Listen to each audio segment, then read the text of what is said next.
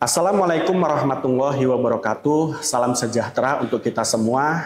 Perkenalkan, nama saya Agus Salim, NIDN 0624048903. Saat ini saya mengajar di Prodi Hukum Syariah Fakultas Sosial, Ekonomi, dan Humaniora Universitas Nahdlatul Ulama Purwokerto. Bidang keahlian saya adalah hukum syariah. Background pendidikan saya S1 mengambil program Ahwalus Sasiah di Sekolah Tinggi Islam Bani Fatah, Jombang, lulus tahun 2013. S2 mengambil Hukum Ekonomi Syariah Institut Agama Islam Negeri Purwokerto, lulus tahun 2018. Dalam kesempatan ini, saya akan menyampaikan pernyataan diri dosen dalam unjuk kerja Tridharma Perguruan Tinggi atau disingkat PDD UKT PT, khususnya aspek pengajaran. Mata kuliah yang saya deskripsikan adalah ilmu usul fikih. Di mana ilmu usul fikih ini beban SKS-nya adalah 2 SKS, diajarkan di semester 3 atau semester gasal. Sifat daripada mata kuliah ini adalah mata kuliah wajib prodi. Kemudian deskripsi mata kuliah. Ilmu usul fikih merupakan mata kuliah wajib prodi hukum syariah yang dapat diambil pada semester gasal atau semester 3 bagi mahasiswa di Universitas Nahdlatul Ulama Purwokerto. Capaian pembelajaran dalam mata kuliah ini adalah bertakwa kepada Tuhan Yang Maha Esa dan mampu menunjukkan sikap religius. Kemudian mahasiswa dapat menerapkan pemikiran logis, kritis, sistematis, dan inovatif dalam konteks usul fikih. Selanjutnya, mahasiswa diharapkan memiliki kemampuan berpikir kritis, logis, dan sistematif dalam kajian usul fikih. Untuk sub CPMK yang harus dicapai adalah mahasiswa dapat memahami konsep usul fikih dan organisasinya dalam hukum Islam. Selanjutnya, mahasiswa juga dituntut untuk menguasai poin-poin inti dalam usul fikih sehingga penguasaan tersebut bermanfaat bagi dirinya dan pihak lain yang terkait. Selanjutnya, mahasiswa dapat menginternalisasikan nilai usul fikih untuk hukum Islam, dan selanjutnya mahasiswa dapat menjelaskan korelasi usul fikih dengan realitas kehidupan sehari-hari. Materi perkuliahan yang akan diajarkan di dalam usul fikih ini adalah yang pertama, perkembangan usul fikih dan fikih. Pertemuan kedua membahas terkait tentang perbedaan hukum syara, hukum fikih, dan qanun. Pertemuan ketiga akan membahas terkait tentang sumber dalil hukum Islam. Yang keempat akan dibahas maqasidus syariah. Pertemuan kelima akan dibahas terkait tentang ijtihad. Pertemuan keenam akan dibahas terkait tentang ijma. Dan pertemuan ketujuh akan dibahas tentang qiyas. Pertemuan kedelapan akan dibahas tentang nasakh dan mansukh. Pertemuan 9 akan membahas terkait tentang syar'u man qablana. Pertemuan ke-10 akan dibahas terkait tentang syaddud dari'ah. Dan pertemuan ke-11 akan membahas tentang maslahah mursalah. Pertemuan ke-12 akan membahas tentang istishab. Dan pertemuan ke-13 akan membahas tentang istihsan. Dan pertemuan terakhir, yakni pertemuan ke-14 akan dibahas tentang adat sebagai dasar hukum Islam. Metodologi yang digunakan dalam pembelajaran ini adalah menggunakan metodologi DIA atau Delivery, Interaction, and Assessment. Di mana dalam upaya delivery saya menjelaskan terlebih dahulu materi yang akan dibahas, lalu kemudian mahasiswa mempresentasikan tugas dalam bentuk makalah yang mereka kerjakan. Kemudian interaksi yang saya lakukan, saya memberikan waktu kepada mahasiswa untuk mendiskusikan tentang materi melalui presentasi mahasiswa dan juga melakukan pengayaan materi setelah pemaparan materi dan mempersilahkan mahasiswa untuk mengkonfirmasi dan mempertanyakan materi yang telah dibahas. Asesmen yang saya lakukan adalah saya setelah menjelaskan materi akan mempertanyakan materi yang telah dibahas. Selain itu juga saya menggunakan UTS dan UAS sebagai asesmen dalam mata kuliah ini. Media yang saya gunakan papan tulis, kemudian PowerPoint, laptop, modul ajar, dan juga email dan WA group. Komponen penilaian yang saya lakukan adalah pertama, kehadiran mahasiswa dalam perkuliahan dengan persentase 15%, kemudian tugas individu dengan persentase 15%, sikap perilaku persentasenya 10%, dan juga ujian tengah semester dengan persentase 30% dan ujian akhir semester 30%. Total daripada 5 komponen tersebut menjadi 100%. Nah, secara implementasi, sistem pembelajaran saya yang sebagaimana saya jelaskan tadi akan ditayangkan melalui video berikut. Assalamualaikum warahmatullahi wabarakatuh. Hamdan wa salaman amma ba'du. Sehat kawan-kawan? Untuk siang hari ini kita akan mempelajari materi yang sebagaimana sudah kita sepakati di dalam RPS. Salah satu materi itu adalah berkait tentang kias. Ya, tentang kias. Kias ini tentunya di mata kuliah usul fikih yang hari ini kita pelajari. Oke kawan-kawan, kita tahu bahwa hukum Islam itu sangat berkembang. Dan ketentuan-ketentuan di dalam Al-Quran itu sangat terbatas. Al-Quran sendiri kalau kita lihat menjelaskan tentang hukum, dia disesuaikan dengan kebutuhan masyarakat Arab waktu itu. Begitu juga dengan Al-Hadis. Al-Hadis juga sama. Ketika hadis dikeluarkan oleh Rasul, baik itu ketetapan Rasul, ataupun juga perbuatan Rasul, dan ucapan Rasul, itu disesuaikan dengan kebutuhan hukum waktu itu. Sehingga ketika Al-Quran tidak turun, Al-Hadis juga sudah tidak lagi hadir di tengah-tengah masyarakat, karena Nabi sudah meninggal. Oleh karena itu, perkembangan hukum itu terus berkembang dan pada saat itulah butuh untuk melakukan upaya istimbat hukum, melakukan upaya menggali hukum dalam perkembangan peradaban manusia saat ini. Oleh karena itu dibutuhkan yang namanya metodologi istimbat hukum yang disebut dengan kias. Nah, kias ini adalah salah satu metodologi istimbat yang disepakati oleh banyak ulama. Kiranya 4 ulama imam madhab kita di dalam Ahlus Sunnah wal Jamaah menyepakati bahwa kias adalah sebagai hujah di dalam mendasarkan hukum-hukum yang ada. Oleh karena itu penting untuk mempelajari kias. Karena kita tahu sendiri Anda ini keahliannya nanti adalah di hukum syariah. Dan hukum syariah nanti pasti akan berhadapan dengan problematika hukum yang baru. Oleh sebab itu, mempelajari kias adalah kewajiban bagi kita semua. Dalam pembahasan ini nanti kita akan bahas pertama adalah definisi kias. Ya. Kemudian kita akan juga bahas tentang rukun kias, macam kias dan contohnya.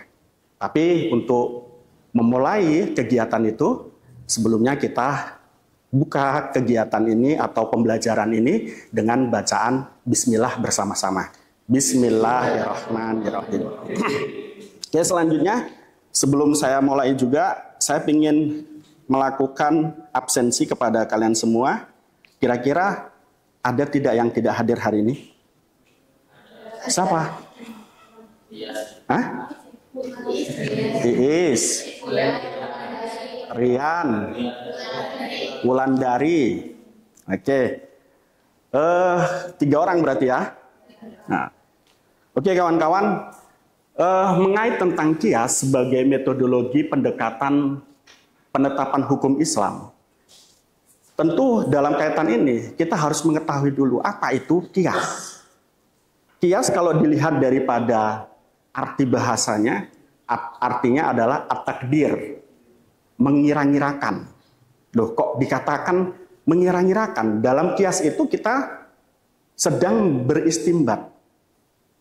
Ya, menyamakan hukum dengan mengira-ngirakan. Hukum ini cocok dengan hukum yang telah ditetapkan di dalam Al-Quran dan Al-Hadis. Nah itu istilahnya mengira-ngirakan. Sehingga nanti hukum yang lahir daripada kias ini disebut dengan hukum yang sifatnya doni. Jadi nanti kalau kita belajar di usul fikih di pertemuan pertama, tentu nanti kita akan mengklasifikasi bahwa hukum dalam hukum Islam itu ada yang bersifat qat'i, ada yang bersifat doni. Hukum yang bersifat qat'i itu adalah hukum-hukum yang telah ditetapkan oleh Al-Quran dan Al-Hadis dengan makna dohirnya, tanpa melalui penafsiran, langsung bisa kita pahami bahwa hukum itu adalah haram, wajib, dan lain sebagainya. Namun doni itu sebaliknya. Karena di dalam Al-Quran tidak ada, di dalam Al-Hadis tidak ada, maka diupayakan istimbat hukum yang disebut dengan ijtihad. Ya, Anda tahu ijtihad itu bagaimana, kan gitu kan? Kemarin sudah kita bahas ijtihad. Nah, dalam kaitan ini, hujah atau hasil hukum yang diambil daripada kias ini sifatnya adalah doni. Karena apa tadi? Dia memkirakan bahwa hukum yang baru datang ini kayaknya sama deh dengan ini. Ya tentunya menyamakannya dengan argumentasi. Argumentasi apa? Yang disebut dengan ilatul hukmi. Ada kesamaan hukum di situ. Ada kesamaan alasan hukum. Nah, ketika ada kesamaan alasan hukum, Al-Quran ada hukumnya, hukum yang ada di dalam Al-Quran ada hukumnya, kemudian hukum yang baru datang belum ada hukumnya, maka kemudian disamapadankan. Oleh karena itu di sini disebutkan, didefinisikan bahwa qiyas adalah ilhaqu hukmil asli lil far'i li istiraqihima fil ilah. Bahwa yang disebut dengan qiyas adalah menyamapadankan hukum asal. Nanti kita jelaskan lebih lanjut. Ya, menyamapadankan hukum asal kepada hukum fara karena adanya persekutuan ilat, persamaan ilat. Nah, pertanyaannya apa itu hukum asal? Hukum asal itu adalah sesuatu yang ditetapkan oleh Allah dalam Al-Quran dan Al-Hadis hukumnya. Contohnya Homer nih. Homer itu telah ditetapkan oleh Allah di dalam Al-Quran dan Al-Hadis. Ya kan? Nah, fara apa fara itu? Hukum yang belum ditetapkan oleh Allah dalam Al-Quran dan Al-Hadis secara dohir. Nah, kenapa saya klasifikasi di sana ada yang secara dohir semacam itu? Karena dalam kaitan ini, kita dalam keyakinan kita, Al-Quran dan Al-Hadis itu semuanya, keduanya adalah sumber hukum Islam. Dan dia, Al-Quran dan Al-Hadis ini merupakan dasar hukum Islam yang solihul likulli zaman wa makan. Ya, Al-Quran Al-Hadis ini dimanapun dan kapanpun akan tetap relevan, akan tetap bisa menjawab keadaan apapun itu. Ya, baik hukum, ekonomi dan lain sebagainya.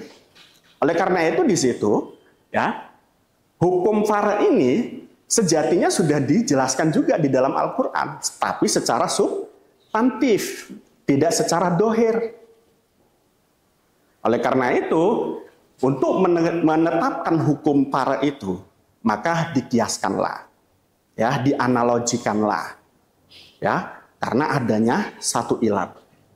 Nah, dari sini bisa dipahami ya, bahwa yang disebut dengan qiyas adalah penyamaan hukum asal dengan hukum fara, ya, karena ada ilat yang sama atau kesamaan alasan hukum.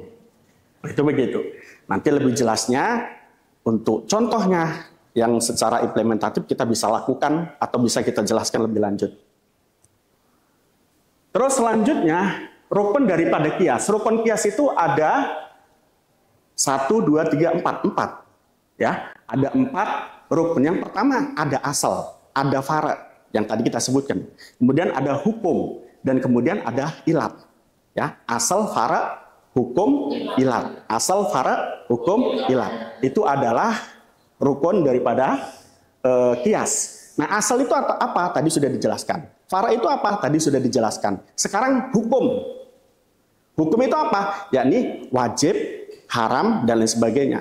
Dan ilat itu apa? Ilat itu? Ilat itu adalah alasan hukum. Jadi Allah menurunkan hukum dalam Al-Quran ataupun Al-Hadis itu didasari alasan. Kenapa? Karena Allah mengatur hukum untuk manusia itu adalah untuk kepentingan manusia. Contoh, Allah mengatur hukum tentang membunuh. Kemudian dikisos di dalam Al-Quran. Itu fungsinya untuk apa? Untuk kemaslahatan manusia. Nah, oleh karena itu ada alasannya. Biar kenapa kok orang membunuh dibunuh? Untuk agar orang tidak banyak membunuh tanpa hak. Itu alasannya. Begitu juga Allah mengharamkan homer. Kenapa diharamkan homer? Ada alasannya. Dia merusak akal sehat. Dia merusak kejiwaan manusia. Dia merusak harta benda manusia. Dan muasyarah al-insaniyah itu dirusak oleh homer. Oleh karena itu diharamkan. Selanjutnya hujjah qiyas. Jadi qiyas ini sebagai dasar hukum keempat setelah Al-Quran, Al-Hadis, ijma' dan qiyas. Itu dalam pandangan Ahlus Sunnah wal Jamaah. Sehingga tadi saya katakan imam madhab 4 itu menyepakati hukum yang digali dari qiyas itu bisa dipegang, bisa dijadikan dasar hukum. Ya, sehingga tidak ada keraguan ketika ada penetapan hukum melalui qiyas. Nah, hanya saja di sini disebutkan, nggak disebutkan ya. Di beberapa kitab disebutkan qiyas ini ditolak oleh Daud ad-Dohiri, satu madhab, ya. Imam Daud ad-Dohiri atau Dohiriyah, ad-Dohiriyah itu menolak terkait tentang qiyas. Kenapa? Mereka mengatakan bahwa hukum itu sudah dijelaskan semua di dalam Al-Quran. Nah, kata mereka. Tapi nyatanya ya enggak. Hanya saja substansi daripada hukum saja yang dijelaskan. Sehingga butuh namanya qiyas. Selanjutnya syarat qiyas. Qiyas itu akan diberlakukan manakala ada hukum yang sudah ditetapkan oleh Allah di dalam Al-Quran. Paham? Jadi kalau mau memadankan hukum yang baru datang, harus ada pemadannya. Apa itu? Hukum yang telah ada di dalam Al-Quran, Al-Hadis. Itu yang pertama. Yang kedua, qiyas itu dapat ilat hukum itu dapat diakal, dapat dirasio. Ilat hukum paham ya tadi ya? Alasan hukum baik di dalam asal ataupun di dalam furu itu harus ta'akuli, harus dapat dirasio, harus dapat dilogika. Nah, artinya apa? Tadi saya contohkan alasan daripada dilarangnya homer apa tadi? Iya, merusak akal sehat, memabukkan, dan kemudian akan terjadi tidak stabilan dalam kehidupan, kan gitu kan? Itu alasan yang logis. Karena memang apa? Kalau orang minum homer, begitu jadinya. Logis. Sehingga tidak boleh mengkiaskan sesuatu yang tidak logis. Contohnya apa? Jadi hukum Islam itu ada yang ta'akuli atau logis, ada yang tidak logis. Nah, apa yang tidak logis? Contohnya rakaat sholat. Kenapa Allah menetapkan sholat duhur 4 rakaat, asar 4 rakaat, subuh 2 rakaat? Itu tidak ta'akuli, nggak bisa diakal. Kenapa gitu? Nah, oleh karena itu hukum yang dikiaskan atau ilat hukum yang dikiaskan harus ta'akuli, ya, harus ta'akuli. Kemudian yang selanjutnya hukum fara itu mutasawiyan, harus sepadan. Hukum ilat dari para itu musawiyan, harus sepadan. Sepadan maksudnya apa? Sepadan itu artinya antara hukum para tadi, kalau homer itu memabukkan, narkotika sama toh, memabukkan, menghilangkan akal toh. Nah, itu namanya sama. Tidak ada perbedaan itu. Yang meskipun ada perbedaan sedikit kan gitu kan, terkait tentang berapa dosis yang kemudian memabukkan dan lain sebagainya, itu tidak jadi pijakan umum gitu. Nah, dalam kaitan itu harus sama. Selanjutnya adalah macam kias. Nah, macam kias kalau dilihat daripada apakah ilat hukum itu lebih berat atau tidak? Ini ada 3 macam. Nah, biasanya kan kita mau menganalogikan sesuatu itu punya ilat hukum yang berat. Nah, sementara yang kita akan analogikan itu lebih ringan. Maka bagaimana ini? Dalam kaitan ini ada 3 macam itu. Ada kias aulawi, yakni kias yang dapat kias yang ilat furuknya itu lebih berat dibanding kias ilat daripada asalnya. Contohnya apa? Contohnya adalah mengkiaskan hukum haram memukul kedua orang tua. Memukul kedua orang tua itu tidak dijelaskan dalam Al-Quran hukumnya. Yang dijelaskan hanya apa? Yang dijelaskan hanya mengatakan ya. Dan selanjutnya ada kias musawi dan kias al-adna. Itu macam daripada kias. Nah, saya kira itu yang bisa kita bahas hari ini. Dari situ mungkin ada yang perlu dikonfirmasi atau ditanyakan mengait tentang kias. Silahkan. Mesti bertanya, Pak. Ya. Yang dijelaskan tadi, hukum kias kan termasuk hukum yang baru ya. Ya. Nah, dalam keujarannya, apakah hukum kiasnya akan tetap relevan dengan seiring? Ya. Ada tanya lagi? Ada yang bertanya lagi? 2 orang minimal nih. Ada yang mau bertanya? Siap? Ya, tentang kias, jadi pada intinya bagaimana kehujahan hukum yang digali dari metode kias. Gimana? Bagaimana kehujahan hukum Oke. yang digali dari metode kias ini. Oke. Tadi yang pertama adalah berkait tentang relevansi hukum yang diambil dari metodologi kias. Apakah tetap akan relevan? Saya kira sangat relevan. Imam Syafi'i itu memegang metodologi kias, menghilangkan metodologi yang lain. Seperti yang kita bahas beberapa pertemuan yang lalu, maslahah mursalah, istihsan, sadud dari'ah, itu tidak pakai Imam Syafi'i. Imam Syafi'i hanya menggunakan kias saja. Ya kan? Nah, kenapa Imam Syafi'i mengatakan yang lainnya, baik itu istihsan, maslahah mursalah, itu adalah hasil pikiran manusia. Tapi imam lain memakai seperti Imam Maliki, Hanafi, dan lain sebagainya tetap memakai. Imam Syafi'i tidak, alasannya itu. Artinya apa? Relevansi terhadap sumber hukum daripada kias ini akan tetap relevan. Sampai kapanpun. Karena sekali lagi metodologinya adalah mengembalikan kepada Quran. Sesuatu yang baru ini dikembalikan kepada Quran untuk disamapadankan. Yang nomor 2, mengait apa tadi? Saya lupa. Kehujahan daripada kias. Nah, kias ini tadi saya katakan bahwa kias itu adalah metodologi istimbat hukum yang disepakati oleh 4 imam madhab. Maliki, Hanafi, Syafi'i, dan Hambali. Ini sepakat untuk menggunakannya. Ya, untuk menggunakannya sepakat. Nah, sehingga kesepakatan ini kategorinya adalah ijma'. Dan ketika ijma, berarti kehujahannya itu diakui oleh 4 imam madhab. Sehingga pendapat yang didasarkan dari metodologi ijtihad melalui kias, ini hujahnya muktamad, dapat dipegang, dapat digunakan. Oke, saya kira itu sedikit mungkin, tapi saya kira harus dimengerti bagi kawan-kawan dan harus dipahami dengan baik. Selanjutnya, saya ingin nih mengayak materi yang sudah kita sampaikan. Ya, apa kalau dari penjelasan tadi itu apa manfaat daripada memahami kias kira-kira? Ayo. Mas Rizky? Ya, membantu memenuhi kebutuhan hukum di zaman yang makin. Iya. Ketika kita melakukan metodologi kias untuk upaya istimbat hukum, maka pada saat itu kita akan bisa terbantu untuk menemukan dasar hukum yang baru datang. Gitu ya. Jadi penting sekali, makanya kalau kita nggak belajar kias itu kita akan mengalami kesulitan ya dalam menetapkan hukum. Padahal ya kata Imam Ibnu Taimiyah, dia mengatakan an-nusus mutahaniyah wal waqa'i' la yantahi.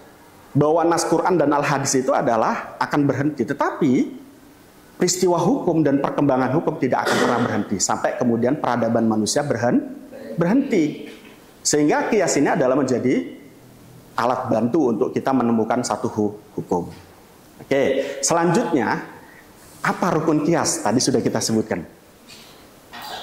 Ada 4. Asal, fara, ilat, dan hukum. Oke, saya kira begitu kawan-kawan. Mudah-mudahan apa yang kita sampaikan bisa bermanfaat dan bisa dipahami dengan baik. Billahi taufiq wal hidayah. Assalamualaikum warahmatullahi wabarakatuh. Waalaikumsalam warahmatullahi wabarakatuh.